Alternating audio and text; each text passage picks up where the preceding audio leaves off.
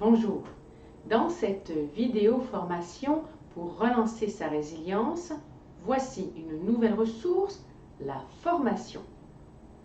Cette ressource va concerner plus particulièrement les profils du pan, du chien, du koala et de la chrysalide, car elle concerne surtout le pilier de relation aux compétences.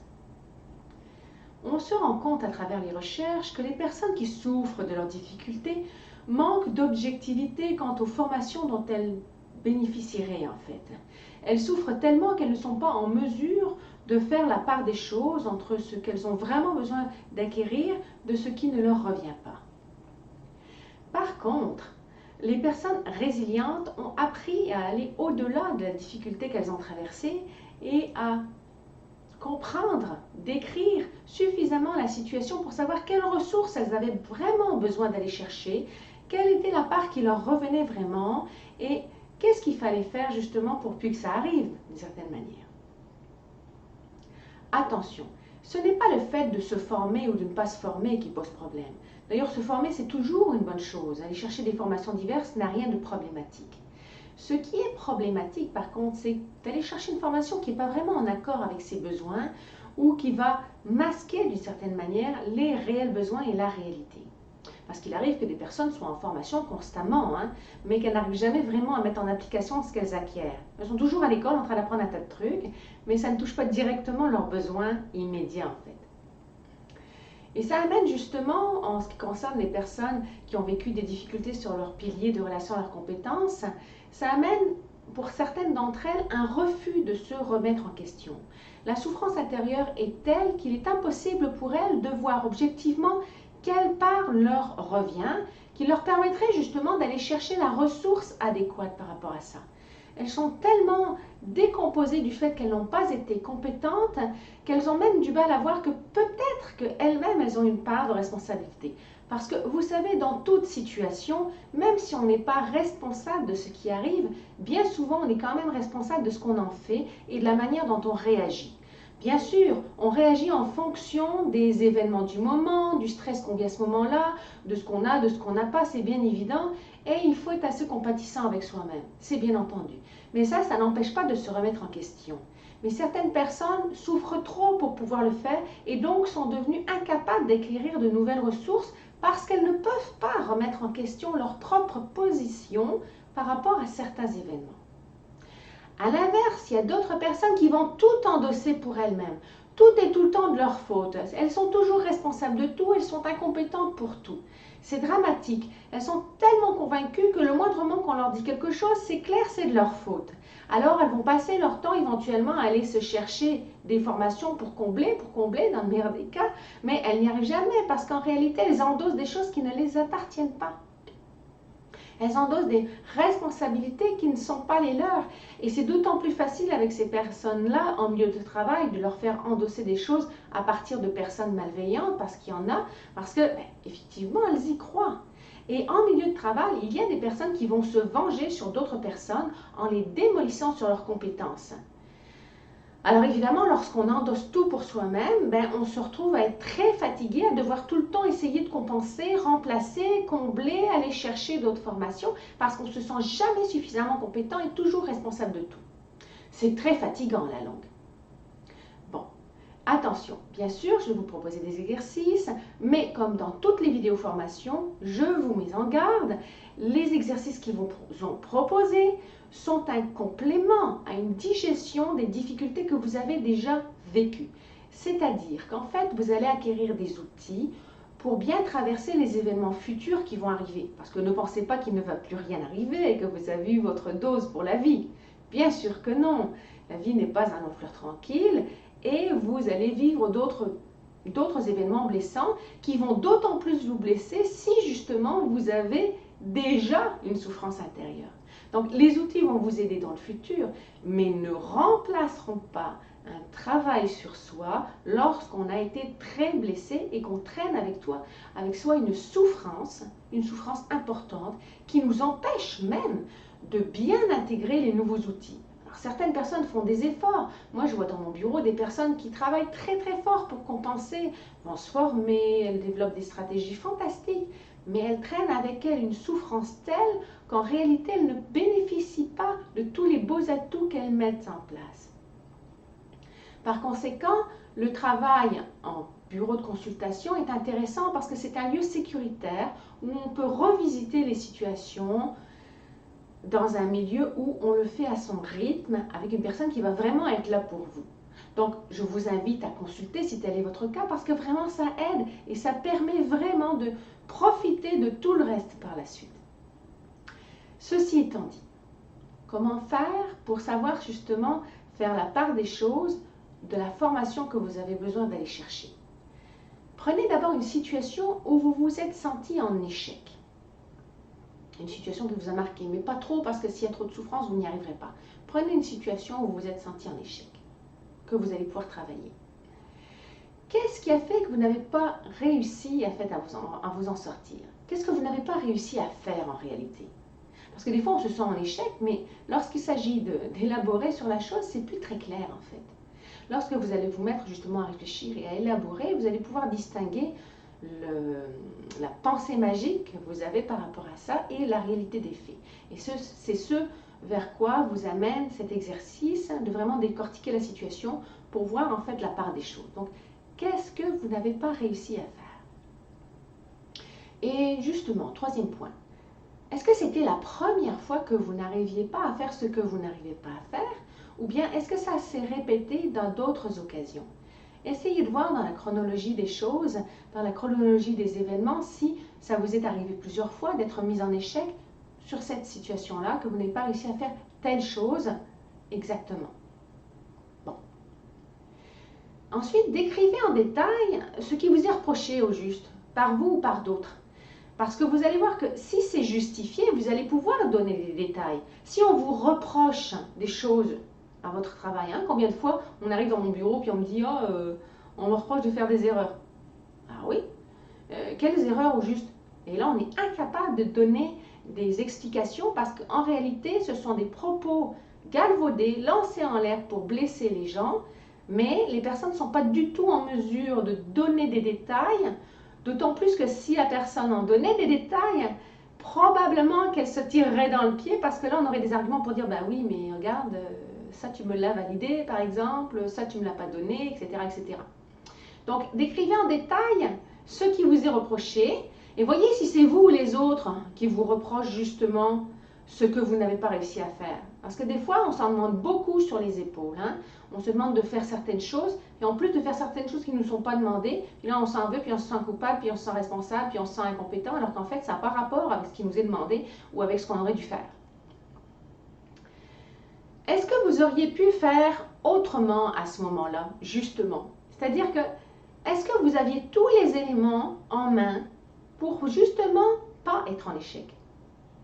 Dans mon bureau, les personnes me parlent des situations qui se sont mal déroulées, où on leur reproche des choses. Mais lorsqu'on fouille un peu, on se rend compte qu'ils n'ont pas eu telle information, ou ils l'ont eu à la dernière minute, ou alors après coup, il y a eu des changements, mais ils avaient déjà terminé. Et là, on leur a dit, ben, c'est pas bon ce que tu as produit, c'est pas bon ce que tu as fait. Oui, mais il y a manqué des éléments importants en fait. Puis ces personnes-là ne le savaient pas, bien entendu, puisqu'on ne leur a pas dit. Ou alors, ils ont eu des grandes lignes. On leur a dit, tiens, fais ça, sans plus d'explications. Mais comme ces personnes ont de la difficulté avec leur sentiment de compétence, ils ne sont pas allés poser des questions pour vérifier. Ça, c'est une chose que vous aurez à faire dans un autre exercice, notamment autour de la planification, c'est qu'il faut se renseigner, parce qu'on a le droit de se tromper, on a le droit à l'erreur. Donc, en fait, il y a beaucoup d'éléments souvent qui font en sorte que si on est dans l'erreur, c'est parce qu'il nous a manqué quelque chose d'important, soit à cause de soi-même, soit à cause d'autres personnes, mais d'une manière ou d'une autre, c'est pas pour rien qu'on s'est retrouvé en échec. Donc, ça ne sert à rien d'être simplement coupable soi-même, il y a des circonstances. Et ça, quand vous allez creuser, vous allez vous en rendre compte. Ça va vous amener à identifier puis à valider vos émotions. Les valider, ça va être important, mais d'abord les identifier parce que vous allez vous rendre compte de ce qui vous revient et de ce qui ne vous revient pas. Vous allez éventuellement vous rendre compte de certaines choses comme « Oh, mais finalement, on me reproche des choses qui ne sont pas correctes. » Ou alors « Ah, finalement, c'est vrai que je suis responsable de telle chose. » Ça va faire émerger, bien entendu, des sensations en vous. De la frustration, de la peine, de la colère, éventuellement du soulagement, si vous vous rendez compte que finalement, c'est pas moi le responsable. On ne va pas donner les informations, peut-être que si on les avait données, ça aurait été mieux. Hein? Donc, ça va faire émerger toutes sortes de choses. Identifiez bien, soyez à l'affût et validez. N'oubliez pas votre jugement en passant, hein, parce que lui aussi va travailler. Ensuite, justement, maintenant que vous avez décortiqué tout ça, comment faudrait faire maintenant pour avoir les conditions gagnantes? Hein? Parce que vous avez vu que la situation, elle était ce qu'elle était, il y a eu telle erreur, vous avez eu tel échec, tiens, ça s'est répété plusieurs fois, ou alors c'était la première fois, mais ça tenait compte de telle circonstance.